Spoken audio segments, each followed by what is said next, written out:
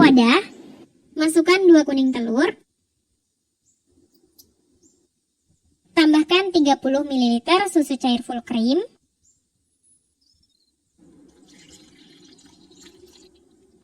aduk sampai tercampur rata.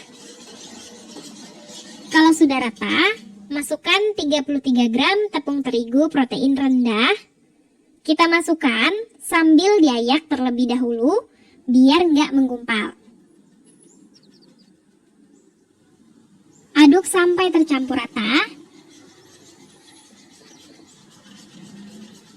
Nah, sebagai tambahan, teman-teman bisa menambahkan setengah sendok teh pasta vanila. Aduk lagi sampai tercampur rata. Konsistensi adonan yang pas, seperti ini ya. Sisihkan sebentar. Siapkan wadah yang bersih. Sebaiknya pakai wadah kaca atau stainless steel, tapi karena aku nggak ada, jadi aku pakai wadah plastik. Gak apa-apa ya, yang penting bersih, bebas dari kotoran, terutama minyak atau lemak lainnya. Masukkan 2 putih telur. Telurnya ini juga pastikan bersih, bebas dari lemak dan minyak, juga dari kuning telur sedikit pun. Kemudian kita akan kocok menggunakan mixer. Mix dengan kecepatan paling rendah sampai berbusa.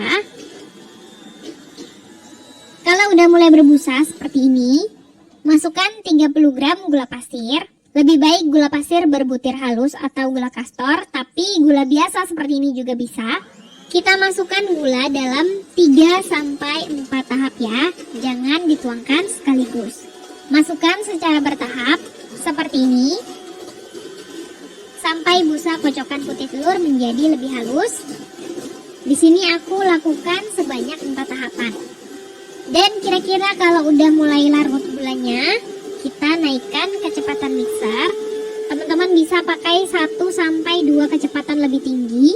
Kalau pakai hand mixer Mito MX200 ini, pakai kecepatan 1 dan 2 pun udah cukup kenceng ya. Karena dia emang kecepatannya turbo. Jadi sesuaikan aja sama mixer masing-masing. Kalau sudah mengental dan halus pori-pori kocokan telurnya, udah cukup. Kalau kita angkat kepala mixer, tertinggal adonan yang terlihat seperti jambul runcing yang mengarah ke bawah. Seperti ini, tandanya udah cukup, ini udah soft peak. Ambil sepertiga kocokan putih telur. Kemudian masukkan ke dalam wadah berisi campuran kuning telur yang sudah kita siapkan sebelumnya. Aduk rata menggunakan spatula. Kita longgarkan dulu adonannya. Aduk balik seperti ini sampai rata. Kalau sudah rata, masukkan sepertiga kocokan putih telur. Aduk rata lagi menggunakan spatula. Aduk balik sampai tercampur rata dengan perlahan. Kalau udah rata, kita ambil sepertiga kocokan putih telur yang terakhir. Aduk balik dengan lebih perlahan dan hati-hati sampai tercampur rata. Pastikan di dasar mangkuk nggak ada endapan kuning telur ya.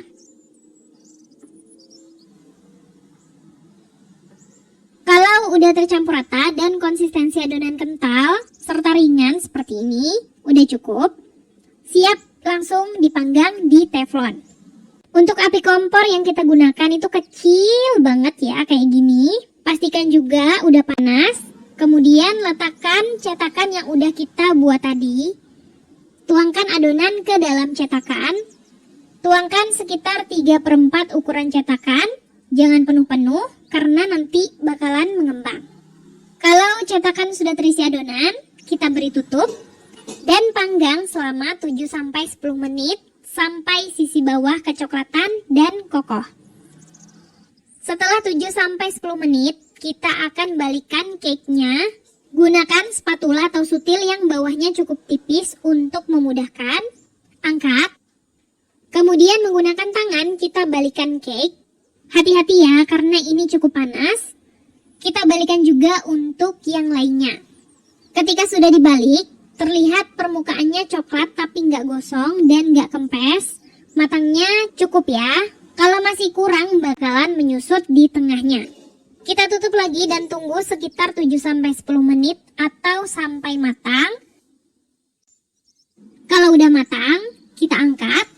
Bantu pakai tangan, angkat juga yang lainnya. Setelah diangkat, langsung aja segera kita buka cetakannya. Karena kalau dibiarkan, lama-lama akan kisut di dalam cetakan. Dan ini yang pakai kertas HVS, hasilnya mulus dan lingkarannya bagus. Untuk yang kombinasi pakai kertas HVS dengan kertas baking di dalamnya, ketika kita lepas, terlihat bentuknya nggak serapi yang pakai kertas HVS saja. Tapi tentunya akan lebih aman kalau kita konsumsi. Itu ya plus minusnya. Satu resep ini bisa menghasilkan kurang lebih 2-3 souffle pancake dengan ukuran seperti ini. Kelihatan ya kelembutannya dan matangnya merata. Kita goyang-goyangin seperti ini. Jiggly, dia bergoyang.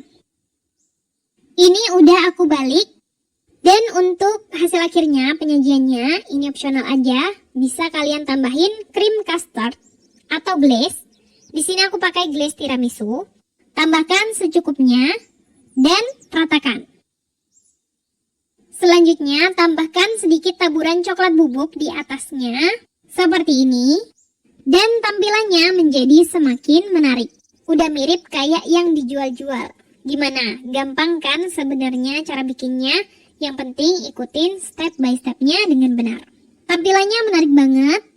Disendokin pun kayak gini. Ini masih jiggly ya. Rasanya enak. Ditambah glaze tiramisu.